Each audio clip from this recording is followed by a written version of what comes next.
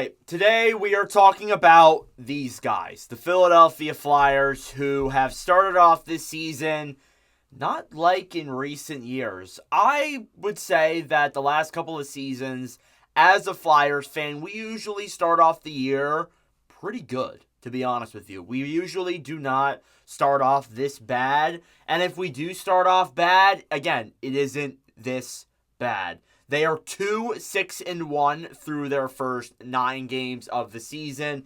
They have only 5 points, and they are 31st in the NHL. Last in the Eastern Conference. The only team that is worse than them is the San Jose Sharks, who are winless in the month of October so far. And by the way, they play the Flyers on the 11th. So if you're wondering if it will happen again, it's probably going to. Hate to break it to you. Anyways, let's get into the actual talk about this team, because I think that even though they are not playing well, there are some positives that you can pull out of these games that have been played. Now, let's go through game by game, kind of talk about them a little bit, the positives and negatives, all that stuff. So first one, they win 3-2 in a shootout to Vancouver. Shootout win, extra time, good win to start your season. It all went downhill from there. They would drop the next 6 games, I believe, or I think it's 6 games. They would lose 6-3 to the Flames. I think Fedotov came in for that game. He didn't look that enticing. The team didn't look that good. Michkov, first NHL point at the very least. Then they play Edmonton. They lose 4-3 in overtime. So on the bright side there, at least, it's an overtime point, and you got 2 goals from Michkov.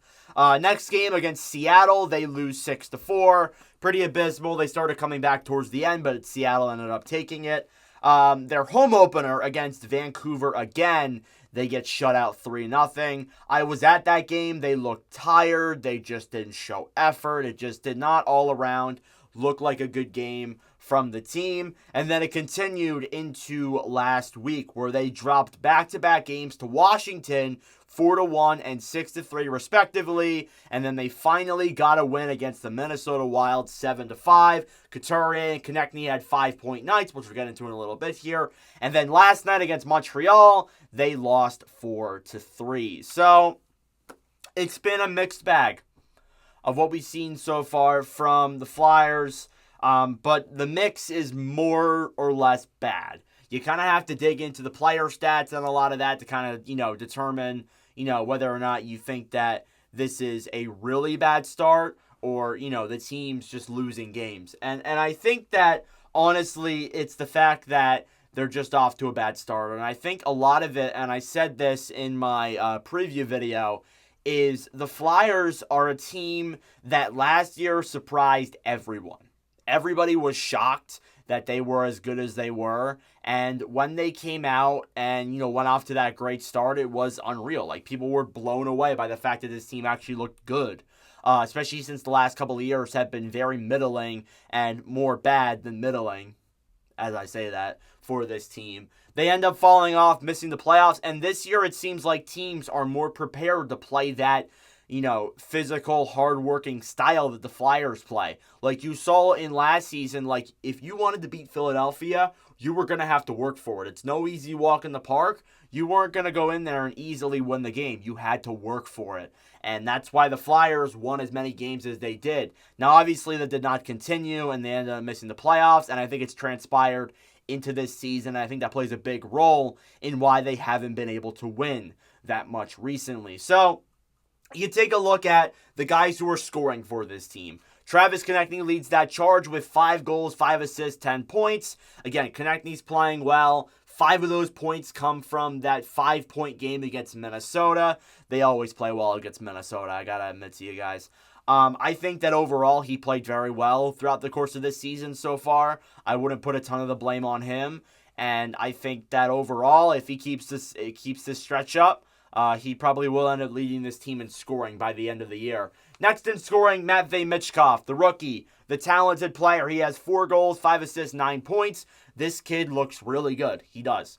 And he has turned a Flyers power play that was horrendous last season to actually looking like half decent, which is pretty crazy to think, considering, again, how bad it was last year. Like, I think in videos, when I would talk about the Flyers, I would make a ton of references saying that it's like watching your dog die over and over again when you would get a power play.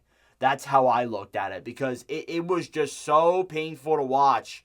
And I honestly, for points in last season, thought that we were better off getting a penalty than we were getting an actual power play. Obviously, not actually serious, but still. Going back to Michkov, you can say that he's a power play merchant. I won't disagree with you with that. Most of his points have been on the power play, so I'm not going to, come at you for that. But again, I want to say that he has turned a really bad power play into a really good power play. So I think you got to look at that positive as well for how he's played. But still, very talented, and even though, like I say that, he still had a lot of 5v5 points and has looked solid down the stretch for sure. Next up, Sean Couturier has 3 goals, 3 assists, 6 points. Couturier, I want to put a little bit of an asterisk. 5 of those points come from their 5-point game against Minnesota. So, yes, he has 6 points in 9 games, but 5 of those points come from Minnesota. Hopefully, though, he can maybe keep that going and, keep up that point stretch throughout the season and maybe be better than he was last year. That's at least all you can hope from Couturier. Owen Tippett off to a pretty rough start offensively. 1 goal, 5 assists, 6 points. 1 goal for Tippett is pretty actually kind of weird, because you would think that with him playing alongside Michkov, someone who's really good as a passer, you would think that he would get better offensively and maybe score a few more goals or rack up assists. But honestly, he's been doing more of the racking up assists than actually scoring goals. And then Travis Sanheim, looking like how we did last year, to be honest. 3 goals, 2 assists for 5 points. Sanheim, I think, has looked good this year. He's probably become our number 1 defenseman. No shade being thrown at Cam York, but he's probably become our number 1 defenseman, to be honest with you. Other guys that I pulled 4 guys that I thought were notably struggling throughout the season so far. Morgan Frost, 4 assists, is a -12. So a brutal start for Frost. And I think that if this does continue, Tortorella's going to come in and probably bench him because that's what he does. But, I mean, you can say what you want about that. But again, Frost just off to a rough start. Tyson Forster only has 1 goal, 1 assist through the first, 9 games. He's been scratched one of those games, though, because of Tortorella was just like, yeah, I'm going to take you out and put in Noah Cates and Nick Delore for Luchenko, who, by the way, I don't have on this notes here, but he was sent back to Guelph in the World, or not in the World Juniors, in the OHL. Well, it was juniors, but there is a good chance he may get traded from there because the team doesn't look that good, but, we'll leave it at that. Again, Ryan Poehling, 4 assists, and Garnet Hathaway, 4 assists. Again, that's mostly your bottom 6, mostly your 4th line, but seeing them, it's good that they have some points on the board, but seeing them not be able to score is also a big factor, because outside of the top 3, they play really low event hockey. You look at some of the advanced analytics, they play a lot of low event hockey when they play. And I think that they've really just struggled to score through these first couple of games. You look at these, they've only had 1 game where they've scored above 3 goals. Or 4 goals, sorry. So, you got to look at that and be a little bit concerned. I would absolutely be concerned about that. So next thing I want to talk about is the goaltending. And the goaltending has been interesting, and it has been not so good. I call it goalie hell, but it's really not that bad. They've had 3 goalies play up so far, and all of them were very promising young goalies, and so far, none of them have looked that terrific. Sam Ersson is 2-2-1 with a 3.56 and a .872. I don't think those numbers are that bad, but again, you obviously need them to be a little bit better than those numbers if you want to start winning hockey games. Ivan Fedotov, I gave him the benefit of the doubt last season because he only played 2 games, but so far he's really making me hard to do that again. 0-3, 5.35, and a .821. Just rough numbers to start. You would think with him being so tall, he would be able to, kind of cover more of the net at that height. But again, just hasn't been it so far. And I do want to say that the defense also hasn't been particularly great either through points of this season. Even last night against Montreal, Drysdale had a pretty rough game. So it's been a rough go of things. And then Kolosov, who played last night, was with the Phantoms for a little bit. He's 0-1, 4.13, and a .833. Again, those numbers are only through one game into the season, so I'm not too concerned yet with Kolosov. Give him a little bit more time, and, maybe he will be your goalie of the future, but we shall see. All right, let's talk about this upcoming schedule before I kind of talk about some of the positives and the goods of, being not so good as they are. So they have two games left in October. They play Boston on Tuesday, the 29th, and then they play St. Louis on Halloween. So you got two games there. One of those games will be an interesting game. One of those games you probably should win. Not going to specify which ones. Into November, you have Boston again at home. That Saturday, that first Saturday of November. Then they play the Canes, the Lightning, and the Panthers on like a 3-game Southern Coast road trip.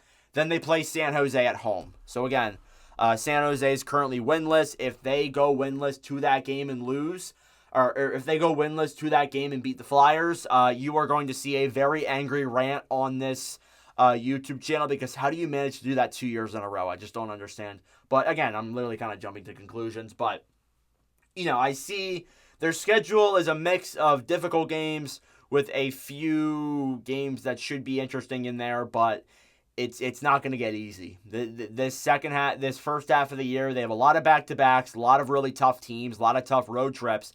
It's not going to be easy for them whatsoever. And I think that a big positive of them being not so good is because you see Michkov playing really well. Michkov lived up to the hype so far, I would say. Being pretty much a point per game, I think, is good for the kid. He's probably going to win the Calder. He's on pace to do it. And I think that seeing them be this bad and him being good is a good thing.